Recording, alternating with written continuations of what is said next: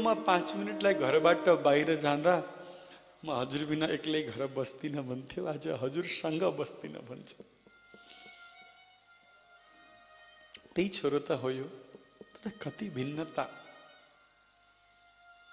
छोरोलाई अलिअलि निद लागेछ, आमाले उठाइन्, बाबु अलिकति पानी देन, प्यास लाग्यो, तिर्ख लाग्यो। रिस त बहुत उठ्यो छोरालाई निद बिगारिदिएकोमा, तर सोच्यो दुधको भाडा तिर्नु छ। उठ्यो, एक गिलास पानी ल्याएर दियो आमालाई। बुढी बिचारा रुँदै थिइन्, हात कामिरहेको थियो, छोरा भोलिदेखि फर्केर आउँदैन। पानी पिउँदा पिउँदै आधा पानी बिस्तारामा खस्यो। छोरो रिसाई रिसाई गिलास छेउमा राख्यो र पानीबाट अलिकति छेउमा फेरि आएर सुत्यो। आमा पनि फेरि पल्टिन् र फेरि त्यही छोरालाई हेर्न लागिन्। हिजो यो जन्मिँदा म कति खुसी भएको थिएँ, आफ्ना सबै खुसी उमाथि राखिदिएको थिएँ।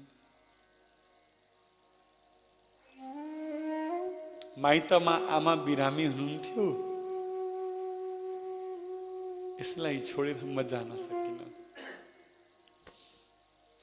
तर आज यसले म बिरामी हुँदा औषधि दिन भ्याउँदैन। बरबर आँसु आइरहेका थिए, हेरिरहेकी थिइन्। भोलिदेखि यो अनुहार मैले देख्न पाउँदिनँ। अरूका त छोराहरू आमा देख्न नपाएर रुन्छन्, म अभागी छोरो जिउँदै हुँदा पनि देख्न नपाउने भएँ। छोरो निदायो, आमाले फेरि उठाइन्, बाबु एक गिलास पानी देन, निद लागेन, मलाई प्यास लाग्यो। अब रिस त अलिकति उठ्यो, तर पनि भाडा तिर्न थियो, ठिक छ भनेर गएर पानी ल्याएर फेरि दियो। आमाले फेरि पानी पिन, आधा पानी बिस्तारामा फेरि खस्यो। अब अलिकति छेउमा ठाउँ बच्यो, त्यो सुखा ठाउँमा छोरा फेरि सुत्यो। रिस बहुत उठेको थियो, तर के बोलेन। किन बोलेन भने एक दिन त हो, भोलिदेखि त्यो बुढीको मुख हेर्नु पर्दैन। फेरि छोरा सुत्यो। आमा निकै बेर टोलाएर बसिन्, निकै रोइन्, त्यसको बाल्यावस्थालाई सम्झिन्। यसका लागि मैले आफ्नो मानो काटेँ, कहिल्यै नयाँ कपडा लगाइनँ, कहिल्यै राम्रो सोचिनँ। जे राम्रो कसैले बाटामा खाना दिए पनि यसका लागि लिएर आए। भोको पेट थिए, कसैले खाना दिए, तर पेट भोको भए पनि छोराको याद आयो र त्यो खाना छोराको लागि लिएर आए। आज मलाई औषधि ल्याइदिन यसले सक्दैन। फेरि उठाइन्, बाबु प्यास लाग्यो, पानी देन। छोरालाई रिस उठ्यो, अरे बुढिया तिम्रो दुधको भाडा तिर्न भन्ने चक्करमा 3 पटक निद बिगारिदियौ, बिस्तारा चिसो बनायौ, सक्दिन म पानी दिन। रिसायो उठेर। आमाले यसरी हेरिन्, वाह रे, तैँले तिर्छस् मेरो दुधको भाडा। मैले 3 पटक उठाउँदा तँलाई यति रिस उठ्यो? म दिनभरि मेलामा गएर आउँथे, थाकेको शरीर हुन्थ्यो, तिमी दिनभरि घर सुत्थ्यौ, रातभरि मलाई उठाउँथ्यौ। म कहिल्यै रिसाइन, मैले कहिल्यै कम्प्लेन गरिन तिमीलाई। तिमीलाई 3 पटक उठाउँदा रिस उठ्यो? तिमी त दिनभरि गाडीमा आएका छौ कि मेहनत गरेका छैनौ? म त दिनभरि मेलामा जान्थे,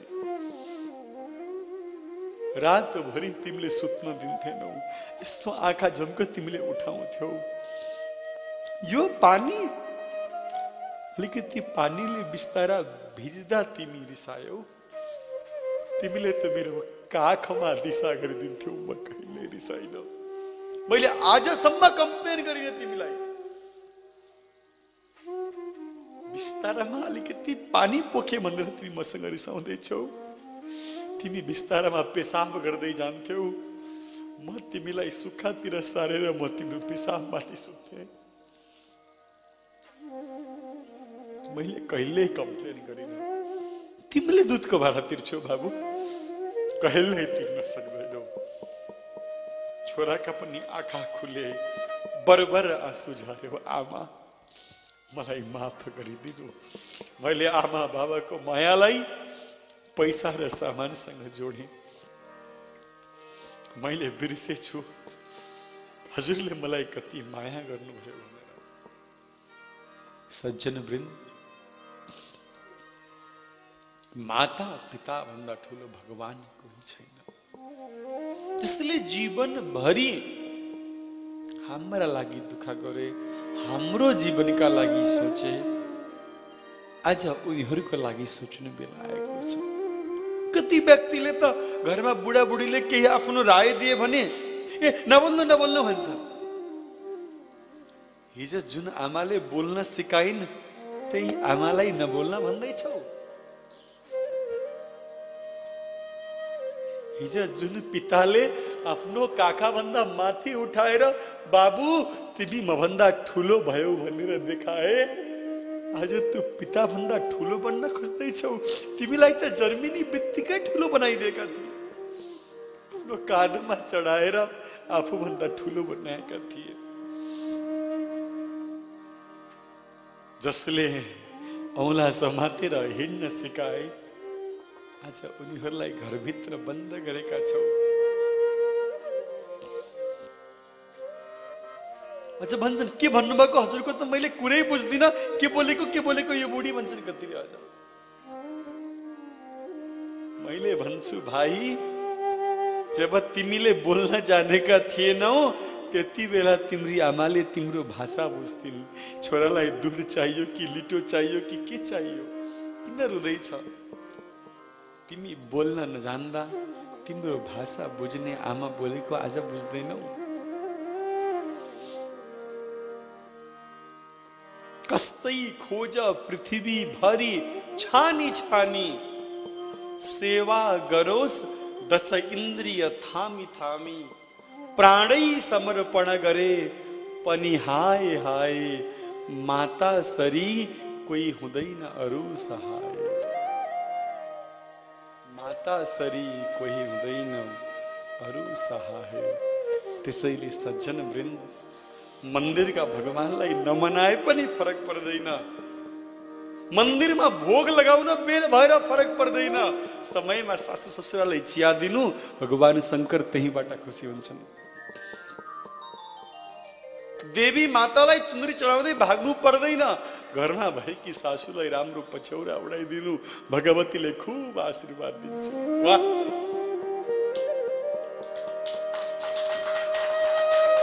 खुब आशीर्वाद दिन्छ। म यो व्यास गद्दीमा वृन्दावन धाममा बसेर यो कुरा म हजुरलाई स्पष्ट लेखेर दिन सक्छु। यदि घरमा अभिभावक दुखी छन् भने हजुरले एउटा होइन 100वटा यज्ञ गरे पनि नरकमा गएर सर्नुपर्छ। यो लेखेर राख्नु। जुन घरमा अभिभावकको आँखाबाट आँसु आउँछ त्यो घरको पूजा देवताले कहिल्यै स्वीकार गर्दैनन्, त्यो घरको पिण्ड पितृहरूले कहिल्यै स्वीकार गर्दैनन्। यो लेखेर राख्नु। जिउँदो आमा जिउँदो बुवा छन्दरी मिठो खुवाउन दुःख हुन्छ, मरेपछि पण्डितजीलाई बोलाएर खिर खुवाउने हाम्रो बानी छ। ठिकै छ, पण्डितजीलाई खिर खुवाएको त ठिकै छ, तर जिउँदैमा ती आमालाई त खिर खुवाइदिएको भए कति आनन्द। त्यसैले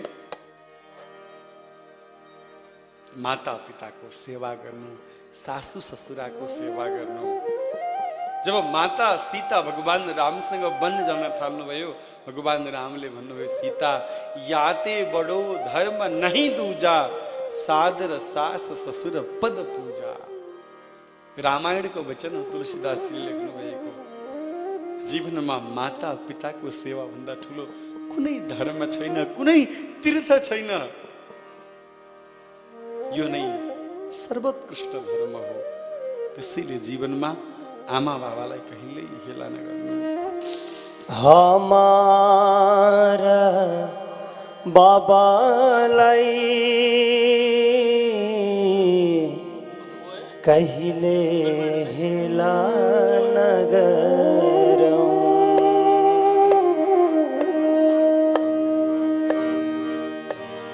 आमारा बाबालाई कहिले हेला नगरौ। आमारा बाबालाई कहिले हेला नगरौ।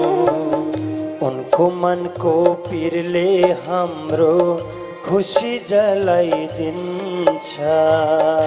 उनको मनको पिरले हाम्रो खुसी जलाइदिन्छ। बिरहले आमा बाबा रोए भने धरधारी। बिरहले आमा बाबा रोए भने धरधारी। बिरहले आमा बाबा रोए भने धरधारी। बिरहले आमा बाबा रोए भने धरधारी। उनको आँसुले नै हाम्रो जीवन बगाइदिन्छ। उनको आँसुले नै हाम्रो जीवन बगाइदिन्छ। राधे श्याम भजौं राधे श्याम। राधे श्याम भजौं राधे श्याम। आमा हमरी राधा हुन् बाबा घनश्याम। आमा हमरी राधा हुन् बाबा घनश्याम।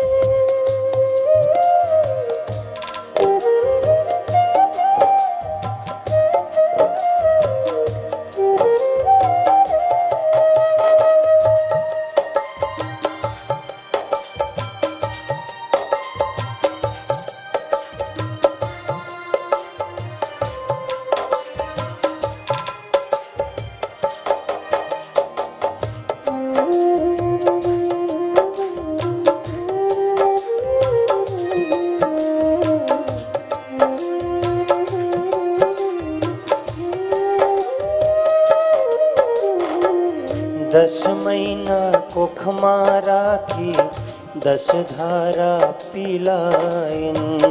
10 महीना कोखमा राखी 10 धारा पिलाइन। 10 महीना कोखमा राखी 10 धारा पिलाइन। 10 महीना कुखमा राखी 10 धारा पिलाइन। कैले काखमा कैले हातमा फूल जस्तै खेलाइन। कैले काखमा कैले हातमा फूल जस्तै खेलाइन। 10 धारा दूधको भारा तिर्नु पर्छ आमाको। 10 धारा दूधको भारा तिर्नु पर्छ आमाको। 10 धारा दूधको भारा तिर्नु पर्छ आमाको। 10 धारा दूधको भारा तिर्नु पर्छ आमाको। राधे श्याम सम्झी सेवा गरौँ बाबा आमाको। राधे श्याम सम्झी सेवा गरौँ बाबा आमाको। राधे श्याम भजौं राधे श्याम। राधे श्याम भजौं राधे श्याम। माता हमरी राधा हुन् पिता घनश्याम। माता हमरी राधा हुन् पिता घनश्याम।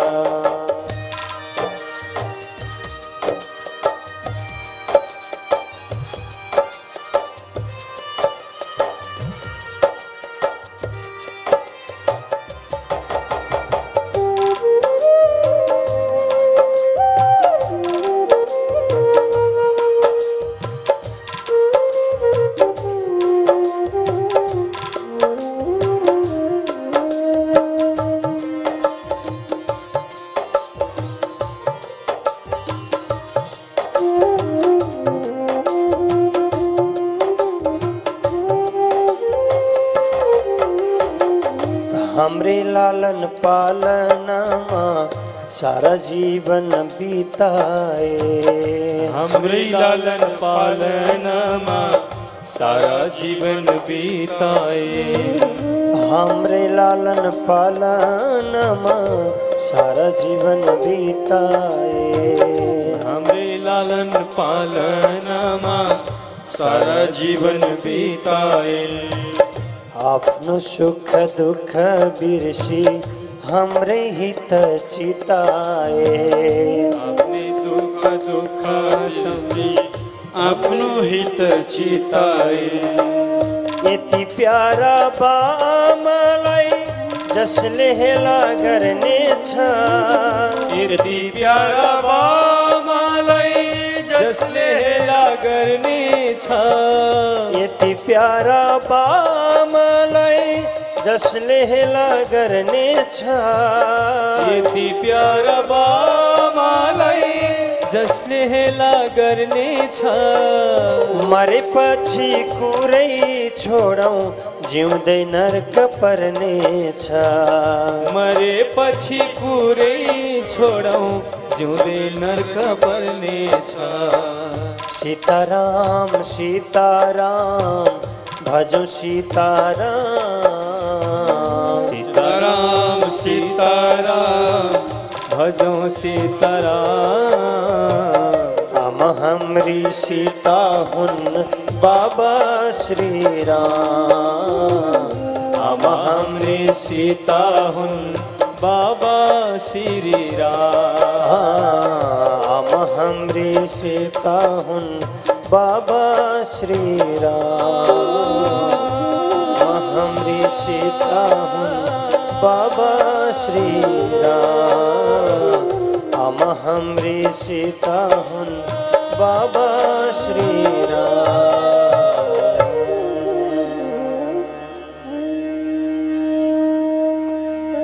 आमा हाम्री सीता हुन् बाबा श्री राम। आमा हाम्री राधा हुन् पिता घनश्याम।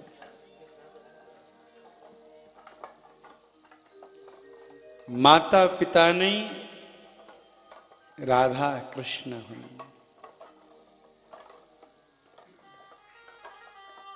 बाबा आमाको महिमा अनन्त छ। त्यसैले जीवनमा जसले यो जीवन दियो शरीर दियो उसको ऋणबाट हामी उऋण कहिल्यै हुन सक्दैनौँ। यो निश्चित छ। श्री नारदजीले वेदव्यासजीलाई सम्झाउनु भयो र सरस्वती नदीको तटमा बसेर ब्रह्मनद्यां सरस्वत्याम् आश्रमः पश्चिमे तटे सम्याप्रास इति प्रोक्त ऋषीणां सत्रवर्धनम्। तस्मिन् स्वाश्रमे व्यासो बदरी संडमंडिते।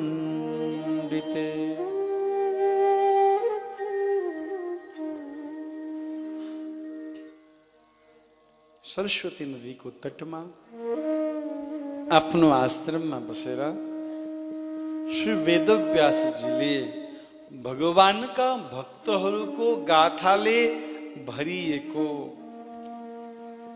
श्रीमद् भागवतको रचना गर्नुभयो। किनभने योभन्दा पहिला व्यासजीले केवल ज्ञान चर्चा गर्नुभएको थियो। बिना भक्तिको ज्ञान अपुरो हुन्छ, अधुरो हुन्छ, नीरस हुन्छ, जर्जर हुन्छ, सुकेको रुख जस्तै हुन्छ। भक्ति हुनुपर्छ महाराज। भक्ति सहितको ज्ञान भनेको हनुमानजी महाराजको ज्ञान हो। भक्ति बिनाको ज्ञान भनेको रावणको ज्ञान। रावण उपासक तो थे शंकर जी का महाराज, तर विद्या को सही प्रयोग गर्न सके, व्यक्तिहरू भ्रमित भए। त्यसैले सहज रूपमा भक्तिले भरिएको, भक्ति बिनाको ज्ञान नीरस हुन्छ के, रस हुँदैन, आनन्द आउँदैन। भक्ति चर्चा होस्, भगवान कृष्ण का मधुर मधुर कथा हुन्, राम का मधुर मधुर लीला हुन्, जसलाई सुनेर हाँस्न मन लागोस्, रुन मन लागोस्, डुब्न पाइयोस्, शरीरलाई भुल्न पाइयोस्। ओ धेरै ज्ञानी ज्ञान सुन्यो भने त हाई आउन थाल्छ, हाई हाई। वेदान्तको मात्रै प्रवचन भयो भने मान्छे निदाउँछन्। त्यसैले जरुरी छ भक्ति। त श्रीमद् भागवतको रचना गर्नुभयो, आफ्नो पुत्र सुखदेवलाई सुनाउने सोच्नुभयो। परमहंसहरूको संहिता हो श्रीमद् भागवत। कसलाई सुनाउने? सुखदेव। सुखदेव व्यास जी का पुत्र को नाम हो, जसले परीक्षितलाई भागवत सुनाउनु भयो। सुखदेव जी त परमहंस, जन्मिने बित्तिकै महाराज गृह छोडिदिनु भएको। अब के गर्ने? आमाको गर्भबाट बाहिर आउनु भएन पहिला त महाराज, 16 वर्षसम्म। महाराज यस्तो छ, अब के गर्ने? पुत्रलाई खोज्न पठाउनु भयो। भागवत जी का मधुर मधुर गान, सबभन्दा पहिला एउटा श्लोक सिकाउनु भयो शिष्यहरूलाई। बरहा पीडम नटवर वपु कर्णयो कर्णिकारम बिभ्रद बास कनक कविशम वैजयंतीम च मालम रंधान वेणु अधर सुदया पूरयन गोप वृंदई वृंदारण्यम सुपद रमणम प्राविषाद गीत कीर्ति। आहा कति राम्रो मोर मुकुट लगाएको, कनेरको महाराज का फूल का कुंडल लगाएको, सुंदर वैजयंती माला धारण गरेको पीताम्बरधारी बालकृष्ण भगवान साक्षात कामलाई पनि हराउने। ओहो कति राम्रो मेरो गोपाल, मेरो गोविंद। सुखदेव जी को आँखा त खुल्यो। हा ओहो कृष्ण को रूप माधुर्य, आहा क्या बात। मधुराधिपते रखिलम मधुरम अधरम मधुरम बदनम मधुरम। मधुराधिपति श्री कृष्ण को कुरा सुनेर भगवान सुखदेव जी को चित्त त खिचियो। फेरि सोच्नु भयो, यति राम्रो घमण्डी होला। अभिमान, अभिमान त हुन्छ नि राम्रो भएको। डेन्टिङ पेन्टिङ गरेर राम्रो भएपछि त मान्छेले अभिमान गर्छन्, म जस्तो आज। विशेष गरेर माताहरूमा यो गुण हुन्छ महाराज। कहीँ विवाह भोजमा जानुभयो भने अरू केही हेर्नुहुन्न, दुलहा दुलही हेर्नुहुन्न, पूजा पण्डित हेर्नुहुन्न, म भन्दा राम्री भएर कोही आएकी त छैन। त्यो दृश्य हुन्छ महाराज। म भन्दा राम्री भएर कोही आउनु भएन।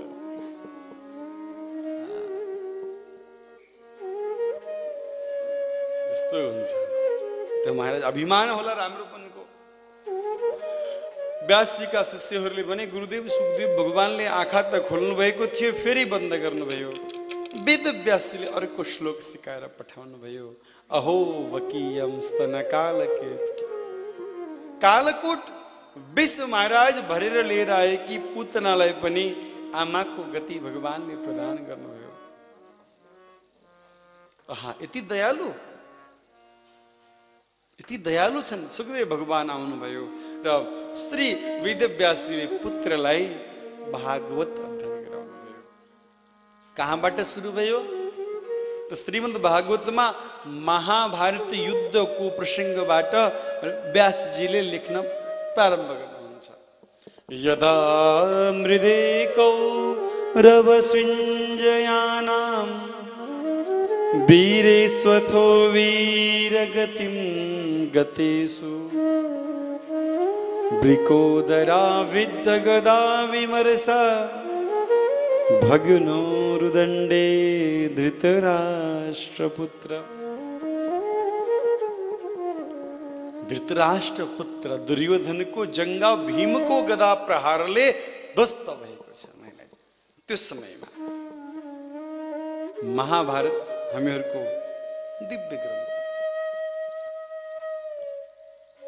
महाभारत जब हुन्छ त्यति बेला भगवान कृष्णको आवश्यकता पर्छ गीता सुनाउन। त्यसैले गीता भगवत मुखबाट निश्चित ग्रन्थ हो। गीता त हाम्रो घरमा पनि छ, फरक त्यति हो हामी पढ्दैनौँ, पूजा गरेर राख्छौँ होइन। टिको लगाइदियो अलिकति अक्षता, पानी सानी परेर कतै ढुँडी पनि लगाइसक्यो होला पुस्तकमा। भगवत गीता हामीहरूको मूल ग्रन्थ हुनुपर्छ। प्रत्येक घरमा हुनुपर्छ, त्यसको अध्ययन पनि हुनुपर्छ। किनभने महाभारत त अहिले पनि सबै घरमा भइरहेको छ। महाभारत नभएको त घर हुँदैन। मैले सोच्दै थिएँ यो महाभारत किन हुन्छ। यो महाभारत को मूल कारण के हो? महाभारत को मूल कारण हो एउटा विद्वानको अपमान। जुन घरमा, जुन क्षेत्रमा विद्वानहरूको सम्मान हुँदैन या योग्य व्यक्तिहरूले उचित स्थान पाउँदैनन्, त्यो क्षेत्रमा महाभारत हुन्छ, कलह हुन्छ, झगडा हुन्छ, लडाइँ हुन्छ। विद्वानले पद पाएन। या त जुन घरमा एउटा भाइलाई अति लोभ आउँछ या जति बेला पिता पुत्र मोहमा अन्धो भएर पुत्रको गल्तीलाई पनि स्वीकार गर्छ, अनि महाभारत हुन्छ। धृतराष्ट्र आँखाले त अन्धा थिए, मनले पनि अन्धा भइदिए। पुत्रको गल्ती देखेनन्, क्षमा गरिदिए। जुन घरमा पिताले पुत्रसँग डराएर उसको गल्तीमा दण्ड दिँदैन, त्यो घरमा महाभारत निश्चित छ, निश्चित छ। जुन देशमा, जुन क्षेत्रमा विद्वानको सम्मान हुँदैन, त्यो क्षेत्रमा महाभारत निश्चित छ। महाभारत भन्दा पूर्व समयमा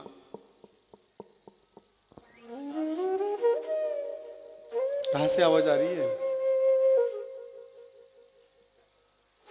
तो महाभारत निश्चित छ। महाभारत की प्रसंग उठाएर हेर्ने हो भने गुरु द्रोणाचार्य, जसको महाभारतमा मुख्य भूमिका रह्यो, जो सेनापति पनि रहनुभयो र शरीर छोड्नुभयो, यहाँ अश्वत्थामाको प्रसंग आउँछ। गुरु द्रोणाचार्य अत्यन्त विद्वान हुनुहुन्थ्यो। राजा द्रुपदसँग गुरुकुलमा सँगै पढ्नुहुन्थ्यो।